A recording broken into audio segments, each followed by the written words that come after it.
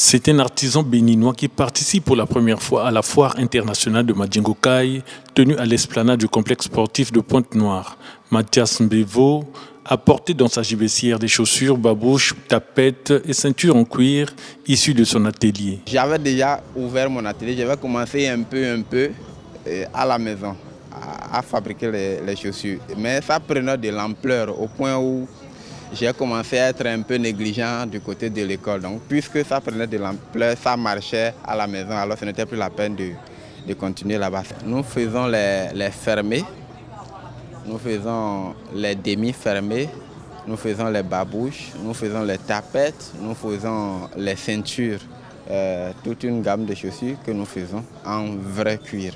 Détenteur d'une maîtrise en philosophie obtenue à l'université publique d'Agbomey, Calavi en 2014 au Bénin, son pays, ce jeune entrepreneur africain n'a exercé que 2 ans en qualité de professeur avant de se consacrer entièrement à son art. J'enseignais, j'étais grand professeur d'ailleurs, mais j'avais la passion pour ce métier-là et donc la conversion c'était très facile pour moi. Je gagnais beaucoup mieux en exerçant ce métier.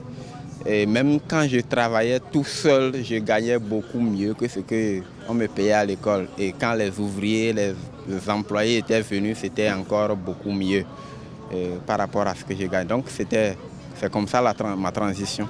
Mathias Mbevo, qui a beaucoup de projets dans ce domaine, appelle ses frères africains à entreprendre que de toujours compter sur la fonction publique. Quand moi j'étais enseignant, je disais déjà à mes élèves que si vous avez un parent qui est un mécanicien, menuisier, qui est dans l'artisanat, c'est une grande opportunité pour vous. Donc vous devez vous accrocher à ce métier et apprendre ce métier pendant que vous étudiez. Parce que qui sait, l'État ne peut pas recruter tout le monde, même les entreprises ne peuvent pas recruter. Ils sont des potentiels entrepreneurs, de grands entrepreneurs d'ailleurs. Donc quand vous faites les déformations, vous avez davantage à gagner votre vie. Vous avez l'avantage de gagner votre vie, de bien gagner votre vie. Donc je conseille à mes frères et sœurs, moi je connais des gens qui ont fini leur maîtrise et c'est maintenant ils sont allés commencer la formation. Donc je ne les conseille pas d'attendre chômer des années à la maison avant de prendre conscience. Ils peuvent déjà commencer une formation parallèle. Appel réitéré par cette dame, attirée par la qualité de ses produits.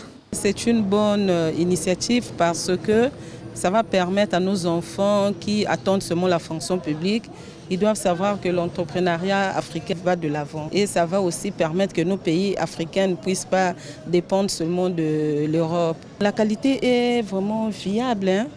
C'est une bonne qualité, une bonne marque. Les dirigeants des États africains doivent davantage soutenir les initiatives privées pour diversifier les économies.